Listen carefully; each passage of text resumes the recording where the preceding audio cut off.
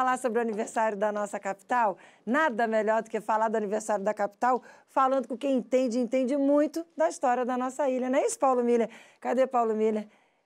Fala, olha onde é que ele está na nossa ponte linda. Fala, Paulo Miller. Tô aqui, Márcia.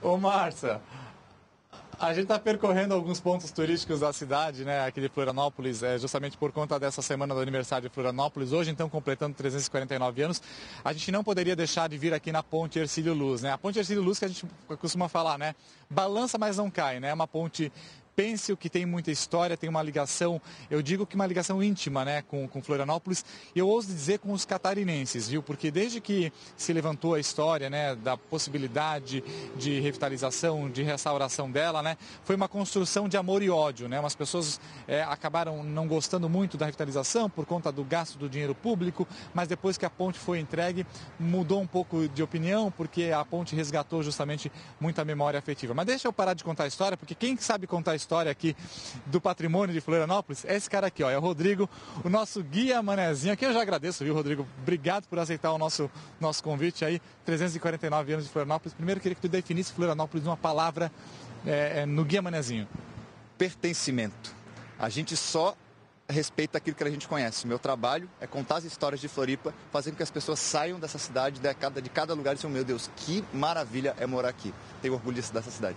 Parabéns, Floripa. Obrigado pelo convite. Bom dia para vocês, para quem está em casa nos assistindo. E agora vamos contar de história, né? Porque a Ponte Hercílio Luz, esse ano, ela está completando 100 anos de que ela começou a ser construída, porque foi lá em 1922. A inauguração foi em 1926, mas a construção começou em 22. E aí tem muita história, né? Porque tem muita gente que trabalhou nessa ponte, né, Rodrigo? Perfeito, né? Como é que era essa cidade em 1922? Dá para imaginar. Então, primeiro, como é que se fazia os transportes?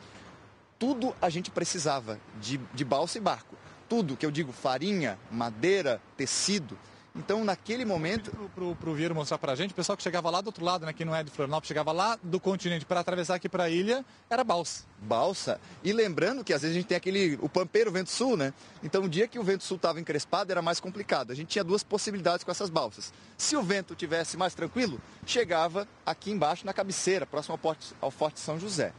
Agora, se fosse lá, com vento invertido, o vento nordeste, lá onde está o monumento ao Miramar. Então, o vento também influenciava no transporte. Agora, deixa eu te contar uma história.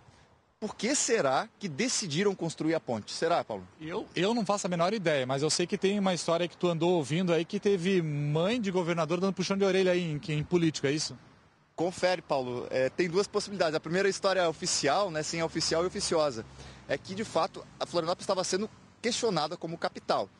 Poxa, vocês não têm uma ligação por terra, é difícil chegar, é preciso desenvolver. O Hercílio Luz, então, na época, ele decide politicamente construir a ponte Hercílio Luz. Agora, tem outro motivo. Conta a história que ele teria tomado puxão de orelha da mãe.